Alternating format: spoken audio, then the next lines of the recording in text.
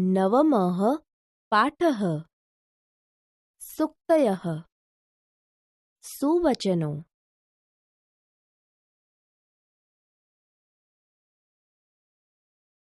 વિદ્યાર્થી મિત્રો, આપણે નવમઃ પાઠઃ સુક્તયઃ સુવચનોનું શ્રવણ અને પઠન કરીશું તથા તેના ભાવાર્થની સમજ મેળવીશું.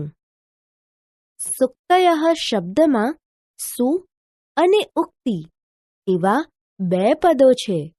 સુ એટલે સારી રીતે, ઉક્તિ એટલે કહેવાયેલું વચન જે સારી રીતે વ્યક્ત થયું છે, સારું છે, ઉત્તમ છે, તે સુક્તિ છે.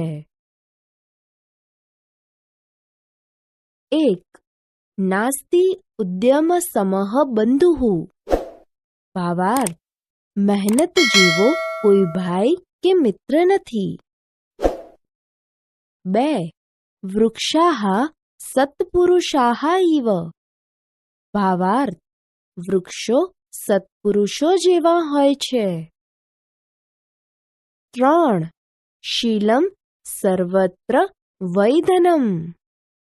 ભાવાર્થ: શીલ કે ઊંચું ચારિત્ર્ય ખરેખર બધે જ ધનરૂપ છે.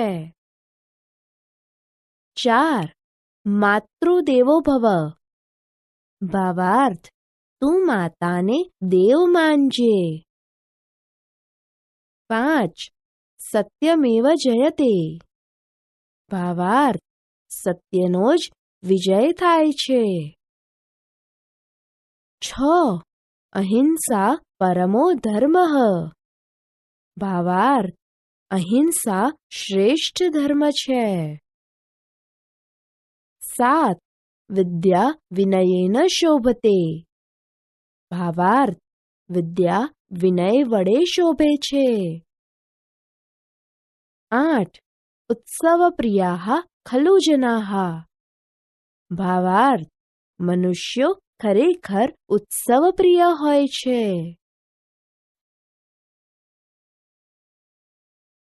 વિદ્યાર્થી મિત્રો, સંસ્કૃત ભાષા સંસ્કાર આપનારી ભાષા છે.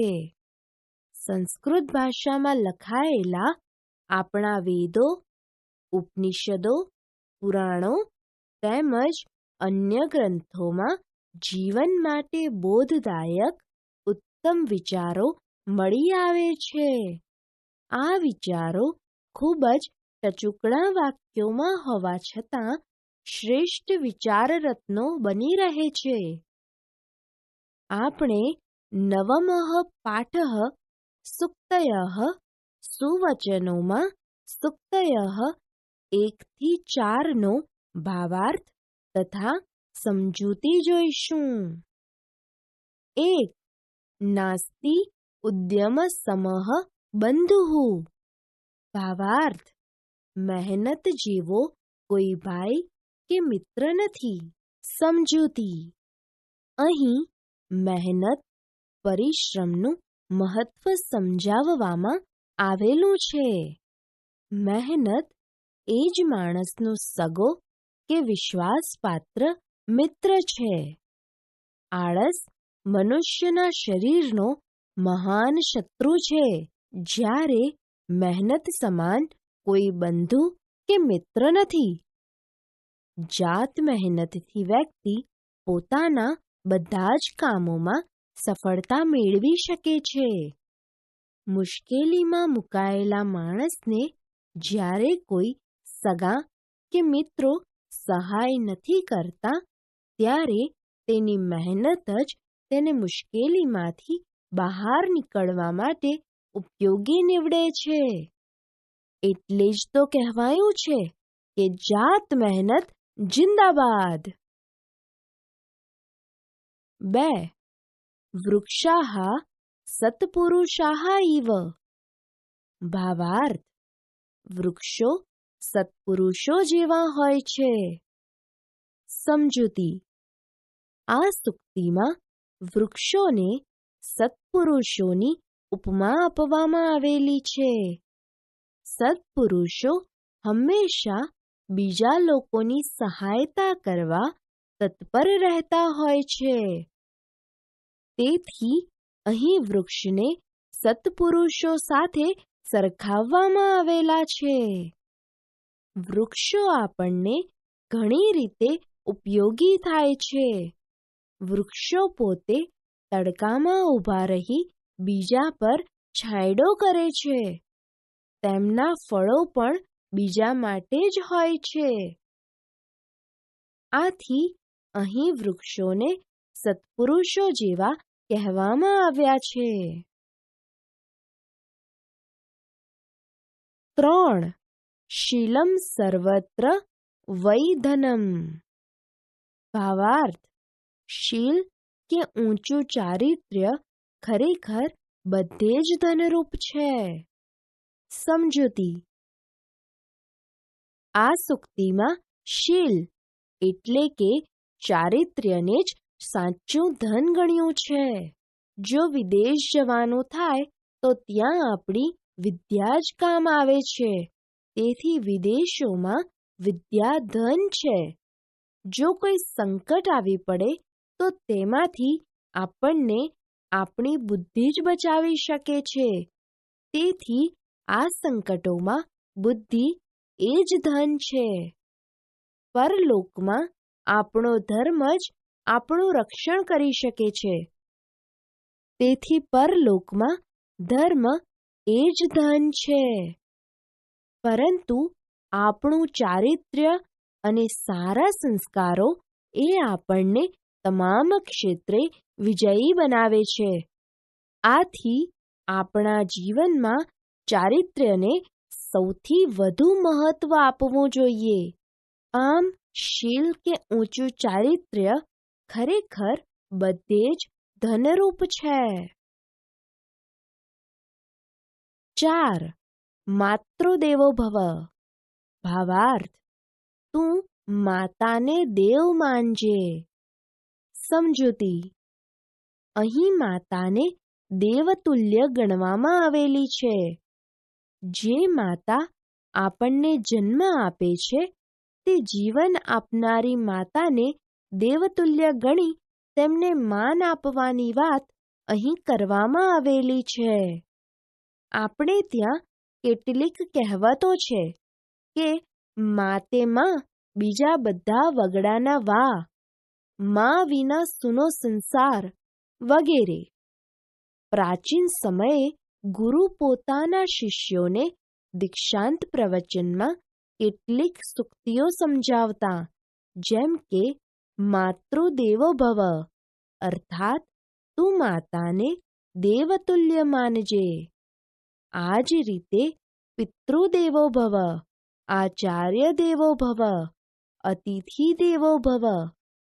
અહીં માતા પિતા, ગુરુ તથા મહેમાનને દેવ સમાન ગણી તેમને સન્માન આપવાનું કહેવામાં આવ્યું છે. આગળના તાસ પર જાઓ. આપણે નવમઃ પાઠઃ સુક્તયઃ સુવચનોમાં સુક્તયઃ 5 થી 8નો ભાવાર્થ તથા સમજૂતી જોઈશું. 5. સત્યમેવ જયતે. ભાવાર્થ: સત્યનો જ વિજય થાય છે. સમજૂતી: આ સુવાક્ય મુંડકોપનિષદના એક મંત્રનો અંશ છે. આપણા ભારત દેશનો મુદ્રાલેખ પણ સત્યમેવ જયતે જ છે.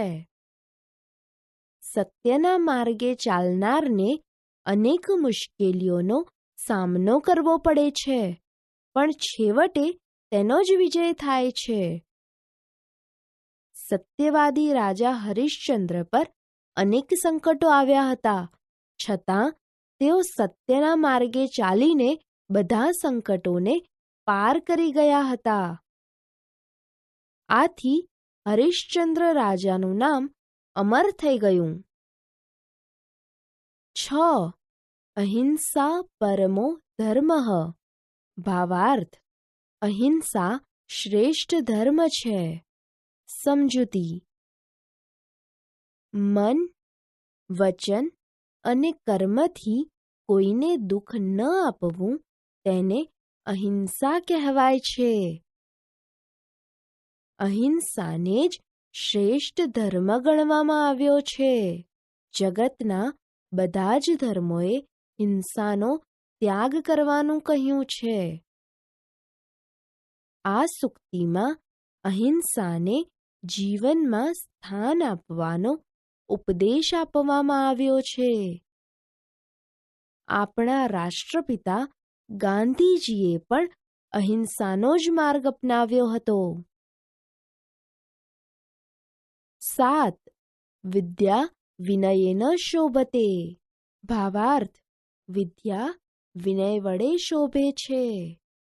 સમજૂતી: અહીં મનુષ્યએ પ્રાપ્ત કરેલી વિદ્યા શિસ્ત કે અનુશાસન વડે જ શોભે છે તે વાત સમજાવવામાં આવેલી છે. સર્વશાસ્ત્રોને જાણનાર જ્ઞાની વ્યક્તિમાં પણ જો વિનય કે શિસ્ત ન હોય તો તેણે પ્રાપ્ત કરેલું જ્ઞાન નકામું છે. જીવનમાં વિનય કે શિસ્ત ન હોય તો આપણે મેળવેલી વિદ્યાનો કશો અર્થ નથી. માટે વિનય કે શિસ્ત ઉચ્ચ જીવન માટે ખૂબ જ જરૂરી છે. 8. ઉત્સવ પ્રિયાઃ ખલુ જનાઃ.